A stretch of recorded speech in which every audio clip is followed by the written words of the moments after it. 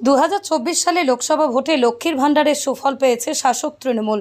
21শে জুলাই শহীদ সভাতেও তার প্রদর্শনী। ধর্মতলা সমাবেশেই যোগ দিতে যাওয়ার সময় হাতে লক্ষ্মীর ভাণ্ডার নিয়ে যেতে দেখা যায় ব্যান্ডেলের মহিলা তৃণমূল কর্মীদের। তারা জানান লক্ষ্মীর ভাণ্ডার তাদের কাছে বড় পাওনা। দিদি অর্থাৎ মমতা বন্দ্যোপাধ্যায়কে ধন্যবাদ দিতে চান তারা।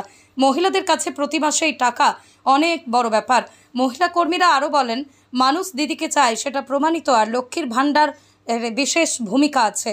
আজকে যাওয়া অবশ্যই 21 আমাদের আবেগ, তৃণমূল কর্মীদের কাছে 21 আবেগ, এবং অবশ্যই মমতা বন্দ্যোপাধ্যায় এবং অভিষেক বন্দ্যোপাধ্যায়ের যে বার্তা, যে আগামী তাদের যে বার্তা, সেই বার্তা শুনে আমাদের কাজের গতিকে সেইভাবে স্থির করা, এবং বিগত আগামী এক বছর আমরা সেইভাবে যাতে কাজ করতে পারি। লক্ষ্মীর ভাণ্ডার কি একটা বড় অবশ্যই লক্ষ্মীর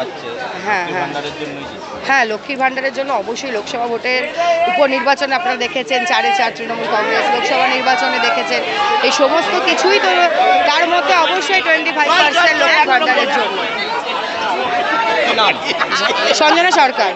21শে জুলাই প্রতিবারের ন্যায় এবারেও আমরা হুগলি চুচুড়ো পৌরসভার 4 নম্বর ওয়ার্ডের কাউন্সিলর সরস্বতী পালের নেতৃত্বে আমরা সকলে মিলে আমাদের চুচুড়ো বিধানসভা কেন্দ্রের সম্মানীয় বিধায়ক অসিত মজুমদারের নেতৃত্বে আমরা হাজারে হাজারে যুবক, ছাত্র, মহিলা সকলে ধর্মতলায় যাব, এবং বাংলার মুখ্যমন্ত্রী মমতা বন্দ্যোপাধ্যায়, আমাদের প্রিয় নেতা অভিষেক বন্দ্যোপাধ্যায় যে বার্তা দেবেন সেই বার্তা নিয়ে এসে আমরা একদিকে যেভাবে শহীদ তর্পণ করব, আর একদিকে তাদের বার্তা নিয়ে এসে এলাকায় মানুষের কাজ করব, মানুষের সাথে, মানুষের পাশে আমরা তৃণমূল কংগ্রেস।